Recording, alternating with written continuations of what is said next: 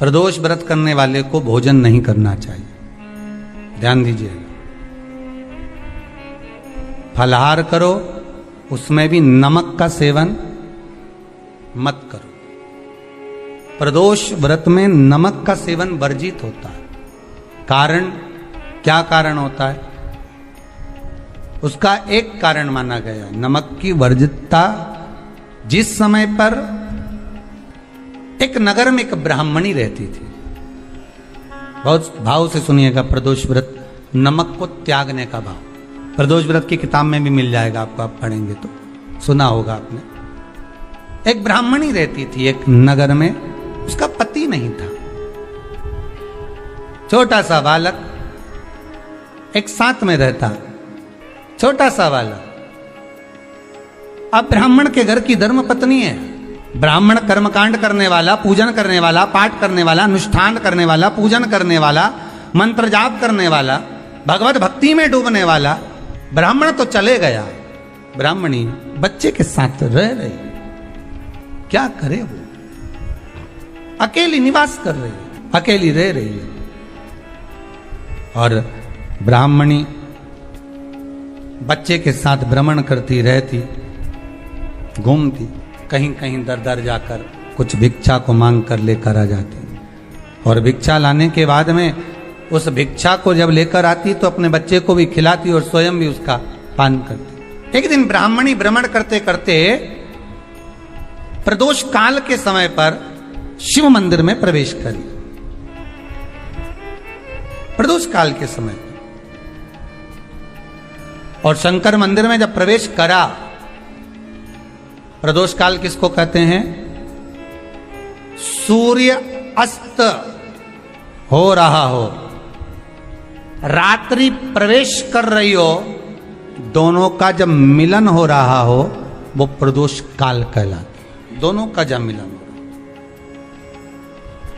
सूर्यास्त हो रहा हो, रात्रि अपना चरण बढ़ाने के लिए आगे बढ़ रही हो और दोनों का जब मिलन हो रहा है, वो प्रदोष काल है, वो प्रदोष का समय है। ब्राह्मणी मंदिर में प्रवेश कर रही। जब ब्राह्मणी मंदिर में प्रवेश करी, मंदिर के अंदर पहुंची, प्रदोष काल का समय था, प्रदोष का समय चल रहा था।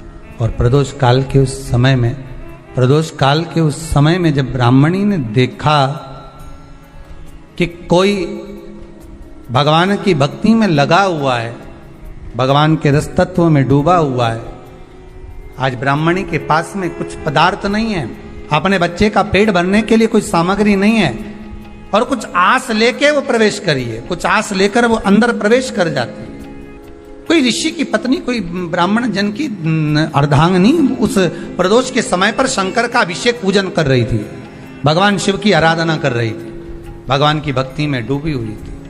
जब भगवान शिव की आराधना में डूबी हुई है, आराधना कर रही है, ये कुछ पाने के लिए चली गई, ये कुछ पाने के लिए गई और इसके मन में आया कि मैं कुछ, मुझे भोजन का कोई पदार्थ मिल जावे, मुझे कुछ भोजन मिल जावे, और जब मुझे भोजन मिल जाएगा तब मैं जो पाऊंगी अपने बच्चे को भी पाऊंगी।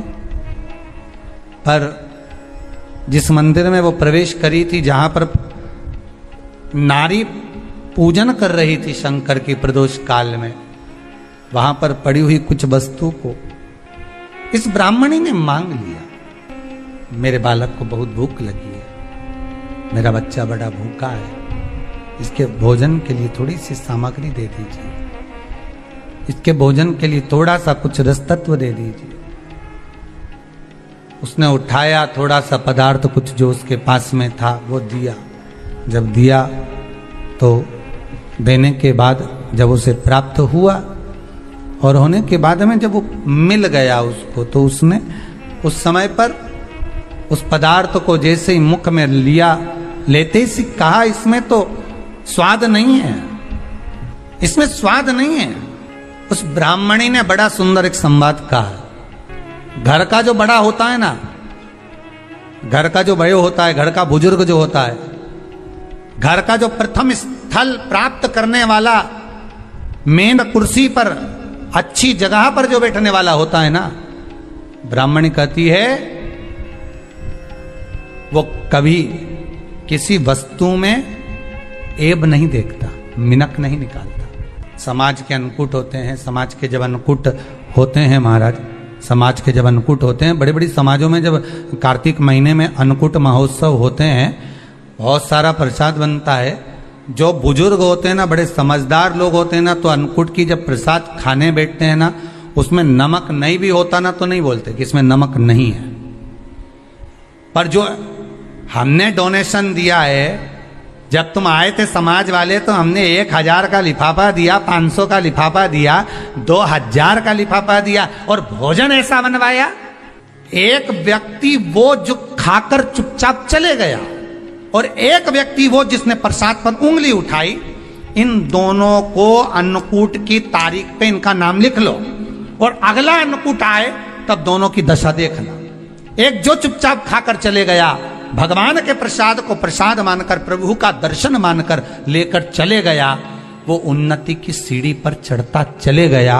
और जो मिनक निकालता रहा वो साल भर खटर पटर की जिंदगी जीता रहा। भगवान के प्रसाद में कभी भी ध्यान रखिएगा, भगवान के प्रसाद के अंतर्गत स्वाद की कोई मूलता नहीं होती। भगवान का प्रसाद स्वयं स्वाद है। भगवान के प्रसाद में नमक नहीं देखना, मिर्ची नहीं देखना, भगवान के प्रसाद में शक्कर नहीं देखना, भगवान के प्रसाद में कुछ ये नहीं देखना कि कितना माल डला, कितना घी, कितना बादाम, कितना काजू, कितना इलायची डला। हाँ, यहां तक शास्त्र कहता है कि भगवान का प्रसाद अगर बन रहा है तो उसकी सुगंध भी नहीं ली जाती है महाराज। यहां तक शास्त्र कहता है। जब तक भगवान उसको पानी ले तब तक उसका सुगंध भी नहीं ली जाती। और कई कई जगह तो भगवान को प्रसाद अगर सूखा सामान हाथ में आ गया, इलायची कैसी है, मंदिर के अंदर जाने वाली है भगवान को डलने के लिए, लाओ यार किसकी दुकान से आई इलायची बताओ, इलायची तो 25 बार सूंघा, हाँ हाँ अच्छी है, अब सूंघ लिया तो भगवान इसको स्वीकार करेगा क्या? अरे जम के तो बोलो। एक फूल तुमने बगीचे से तोड़ा और सोचा इसमें पहले मैं सूंघ लेती हूं, इसमें स्वाद है कि नहीं, इस फूल में गंध है कि नहीं, इसमें सुगंध है कि नहीं, और फूल सूंघ लिया, उसके बाद तुम भगवान को देखो, भगवान स्वीकार करेगा नहीं। कई कई घरों में तो हंडी से दाल चलाती जाए ने हाथ में डाल के। महाराज ब्राह्मणी ने जैसी मुख में लिया थूक दिया। ये श्रेष्ठ नहीं है। जो ऋषि की पत्नी अंदर पूजन कर रही थी प्रदोष काल में, उसने कह दिया, आपका चेहरा बता रहा है कि आप ब्राह्मण की धर्म पत्नी, पर आज आप दर दर जाकर अगर भिक्षा मांग रही हो, दर दर जाकर अगर भीख मांग रही हो, दर दर जाकर भिक्षा को मांग रही हो, तो इसमें आपके पति का दोष नहीं है, दोष आपका है। क्योंकि आप भगवान के प्रसाद में भी जो स्वाद देखी थी ना, ये आपका एक जन्म का नहीं है, ये ना जाने कितने जन्म का है। ब्राह्मणी के मस्तिष्क में बैठ गया, ब्राह्मणी के उस पुकाना वो बक्कल में नहीं अक्कल में बैठ गया कि ये स्वाद नहीं देखना। इसलिए प्रदोष व्रत के अंतर्गत ब्राह्मणी ने उस दिन से विचार कर लिया कि जैसे आप पूजन कर रही हो, जैसे आप अर्चना कर रही हो, जैसे आप आराधना कर रही हो, ऐसी आराधना, ऐसी पूजन, ऐसी भक्ति में भी करूंगी, ऐसी आराधना में भी करूंगी। अब मैं स्वाद नहीं देखूंगी। तो प्रदोष व्रत करने वाले को ध्यान रखना चाहिए कि नमक का सेवन ना करे, भोजन ना करे, फलाहार करिए, फल का आहार करिए, प्रयास करिए। और यदि आपने व्रत का ले लिया भोजन का कि हम तो एक टाइम फलाहार करेंगे, एक टाइम भोजन करेंगे, ऐसा भी कई लोग प्रदोष ले लेते हैं, तो वो बात आपकी है, आप तक रखो, ठीक है, अपने मन तक, ठीक है। बाबा आपकी मनोकामना पूर्ण करे, वो भी भाव। अरे भगवान को धन्यवाद दो कभी कभी कि तूने अच्छे घर में पैदा किया, अच्छा परिवार दिया, अच्छा पति दिया, अच्छी पत्नी दी, अच्छे बच्चे दिए, अच्छा कुटुंब दिया, घर दिया, दुकान दी, जमीन जायदाद दी, शरीर अच्छा दिया, हाथ पैर आंख नाक मुंह सब बढ़िया दिया, एक के भी निपटा के नहीं भेजा तूने। मान लो एक आध निपटा के भेज देता तो क्या झगड़ा करने ऊपर जाते? एक ही कान देता और एक गायब कर देता तो यहां से चिपका देता, क्या कर लेते? हाथ एक देता और एक गायब कर देता, तो क्या झगड़ा करने जाते ऊपर कि मुझे ऐसा शरीर दिया? नहीं, भगवान को धन्यवाद देना कि मुझे अच्छे घर में पैदा करा, कटोरा लेके वहां चौराहे पे नहीं बिठाया। तूने अच्छा घर दिया, 2 समय की रोटी दे रहा है, खूब जोरदार शरीर दिया, भजन करने का मुहूर्त दिया, और बचा कुचा था तो ये सियोर वाला महाराज दे दिया, कथा सुनाने वाला। शाम के समय पर प्रदोष काल में बेलपत्री के पेड़ के नीचे, चाहे शंकर के मंदिर के दरवाजे पर या शिव मंदिर में, अगर आप प्रदोष के दिन दिया लगाते हो, सोमवार के दिन दिया लगाते हो, तो ऐसा कोई व्यक्ति नहीं जिसको मेरे देव अधिदेव महादेव मेरा विश्वनाथ भंडार नहीं भरता हो। खाली नहीं छोड़ेगा, दे देगा, भंडार भर देगा, कमी तो नहीं रख सकता, ये पक्का। पर तुम करना ही नहीं चाह, 2-4 सोमवार करो और उसके बाद के तो महाराज जी हमने तो करा था, हमको तो मिला ही नहीं। 2-1 प्रदोष करा तुमने, अरे 1 साल करो, सारे दर बदर भी तो अपन ठोकर खा कर आए, इतना साल निकाला अपन ने, और 6 महीना 3 महीना 4 महीना भगवान से निवेदन तो करो, दिल से कहो तो सरी, नी भंडार भरे तो बात दूसरी, एक बार बोलो तो। पर जगत के लोगों के सामने जाकर मत कहना तो देव अधिदेव महादेव से कहना। प्रदोष व्रत करने वाले को प्रदोष के दिन प्रयास करना चाहिए कि रात्रि के समय पर आधा घंटा, 10 मिनट, 20 मिनट जागरण करे। जागरण मतलब थोड़ा भगवान का भजन कर ले। भले 4-5 माताएं इकट्ठी नहीं हो तो अपन अकेले ही कर लो। अपन अकेले कम है क्या भाई? अपन कम पड़े, आराधना अकेले भी करो, जागरण करो। जब आपकी 11 प्रदोष हो जाए, 26 प्रदोष हो जाए, तब उद्यापन करो। उद्यापन 2 ब्राह्मणों को जोड़े से बुलाओ, ब्राह्मणों को जोड़े से बुलाकर उनके चरणों की पूजन कर कर, आराधना कर कर, सुंदर मंडप तैयार कर कर भगवान का, उसमें सुंदर रंगोली डालकर, मंडल बनवा कर पूजन करो शंकर भगवान की प्रदोष का। एक दिन पहले गणेश की आराधना करो, पूजन करो, और प्रदोष वाले दिन जो मंडल बनाए हैं पूजन अर्चना करने के लिए, जो स्थान दिया है उसकी आराधना करो।